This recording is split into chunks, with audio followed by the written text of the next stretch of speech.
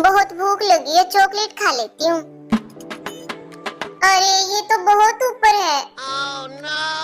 पापा को बोलती हूँ, पापा मुझे फ्रिज में से चॉकलेट निकाल के दे दो। मैच देख रहा हूँ अनाया, मुझे तंग मत करो, जाओ यहाँ से। दादी मुझे बहुत भूख लगी है, चॉकलेट दे दो। बेटा मेरा सिर दर्द कर रहा है, मुझे तंग मत करो। पापा और दादी ने तो मना कर दिया, जाके मम्मा से ही बोलती हूँ।